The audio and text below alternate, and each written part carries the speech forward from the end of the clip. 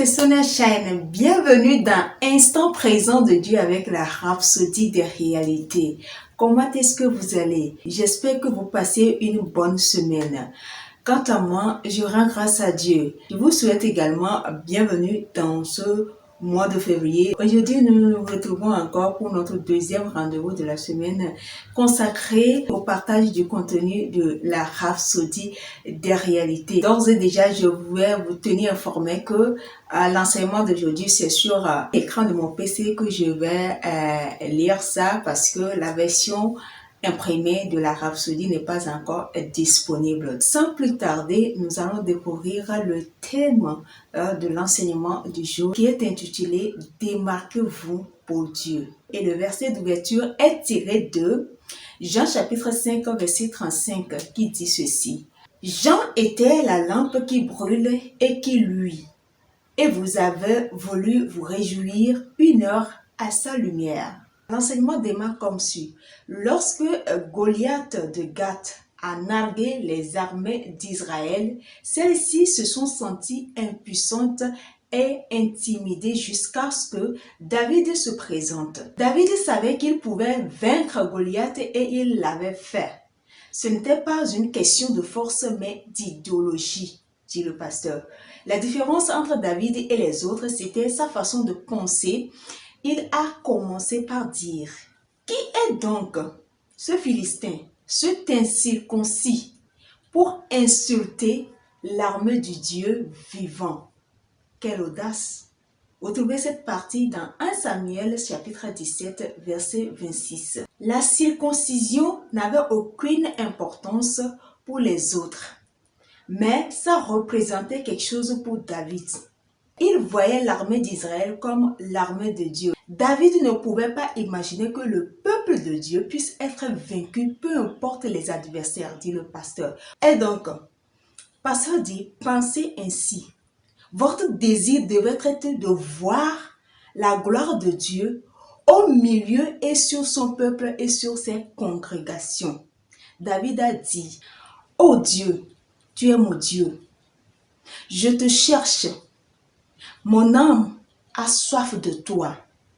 Mon corps soupire après toi. Dans une terre aride, sans eau. Ainsi, je te contemple dans le sanctuaire pour voir ta puissance et ta gloire, car ta bonté vaut mieux que la vie. Mes lèvres célèbrent tes louanges. » Le passage se trouve dans Psaume chapitre 63, versets 2 à 4. Nous poursuivons. Cela devait être votre passion. En tant que chrétien, Dieu doit recevoir la gloire. Alléluia. Partout où vous êtes et où vous allez. Même si les autres autour de vous ne pensent pas beaucoup à gagner des âmes, soyez différents. Soyez une lumière ardente et brillante dans votre école, votre lieu de travail ou votre entreprise. Que votre lumière brille si ardemment que les hommes puissent voir vos bonnes œuvres et être provoqués à la justice. Démarquez-vous pour Dieu. Voilà, nous sommes venus à la fin de l'enseignement de ce mercredi 2 février qui a pour thème « Démarquez-vous pour Dieu ». En gros, qu'est-ce que nous devons retenir? Nous devons retenir que notre présence ici sur cette terre-là, c'est pour glorifier Dieu. On ne glorifie pas Dieu par nos habillements, on glorifie Dieu en faisant son œuvre, en gagnant des âmes. C'est clair.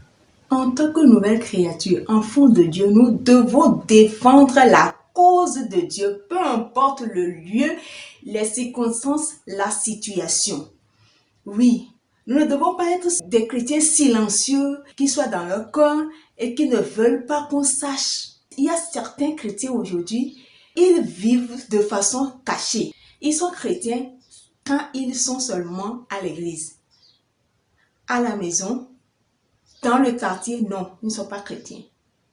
Pire encore, dans le service, ils ne sont pas chrétiens. Ils ne veulent pas qu'il y ait quelque chose qui a trait avec eux. Ils ne veulent pas qu'on reconnaisse qu'ils ont donné leur vie à Christ. Ils ont honte, à la limite, j'ai envie de dire, ils ont honte toute de leur chrétienté. Il faut que dans nos lieux de travail, il faut que dans nos écoles, dans nos affaires, dans notre vie quotidienne, il faut que nous démontrions, il faut que nous nous démarquions pour Dieu. Ça doit être ça notre mentalité, que partout où nous nous trouvons, nous devons faire savoir aux autres que nous avons quelque chose. Pour David, c'était inimaginable, voire inconcevable qu'on puisse dire que les Philistins ont vaincu les Israélites.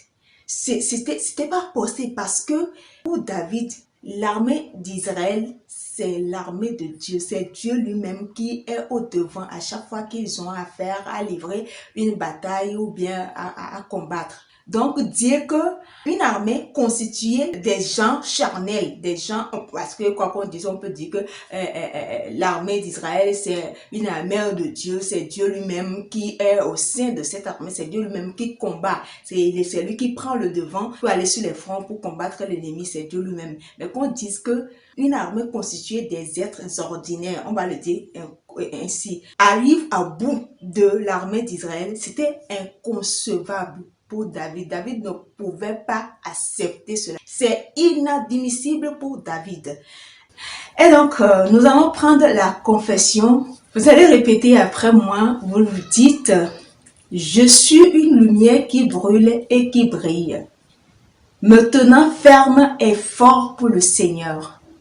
Grâce à ma communion avec le Saint-Esprit, j'augmente mon intensité avec une gloire et une vision toujours croissante pour le ministère. J'ai un état d'esprit qui me rend fervent, agile et enthousiaste pour les choses de Dieu. Dieu soit loué. Alléluia. Maintenant, pour une étude approfondie, vous allez lire Romains chapitre 12, verset 1, Tite chapitre 2, verset 7, 1 Timothée chapitre 4 verset 12. Maintenant, pour une étude de la Bible en un an, vous allez lire Matthieu 23, chapitre 23 et Exode chapitre 24 et 25. Maintenant, pour une étude de la Bible en 2 ans, vous allez lire Actes chapitre 14, verset 19 à 28 et Job chapitre 36. Et tout ce dont nous venons de parler, gagner des âmes, travailler pour le royaume de Dieu ne peut être efficace que si on a le Saint-Esprit en soi. Mais le Saint-Esprit, pour avoir le Saint-Esprit en soi, il n'y a qu'un seul pas à faire. Il y a un acte primordial important à poser. C'est d'accepter Jésus dans votre vie. Et si vous savez qu'à aucun moment de votre vie, vous n'avez jamais invité Jésus à venir dans votre vie, c'est le moment, l'occasion de le faire. Si vous ne trouvez pas d'inconvénient, vous allez répéter ces paroles après moi. Vous dites, ô Seigneur Dieu, je crois de tout mon cœur en Jésus-Christ, Fils du Dieu vivant. Je crois qu'il est mort pour moi et Dieu l'a ressuscité des morts. Je crois qu'il est vivant aujourd'hui. Je confesse de ma bouche que Jésus-Christ est le Seigneur de ma vie à partir d'aujourd'hui. Par lui et en son nom, j'ai la vie éternelle. Je suis né de nouveau. Merci Seigneur d'avoir sauvé mon âme. Je suis désormais un enfant de Dieu. Alléluia. Félicitations, bienvenue dans la famille des élus de Dieu, dans la famille des illuminés, dans la famille des enfants de Dieu, dans la famille des champions pour la vie. Et à la fin de ce deuxième rendez-vous de Instant présent de Dieu avec la rhapsodie des réalités. Je vous invite à aimer la vidéo, à liker si vous êtes sur YouTube ou bien si vous êtes sur la page de Facebook, à aimer la vidéo, à vous abonner à la page et à activer la cloche de notification pour ne pas rater nos prochaines publications.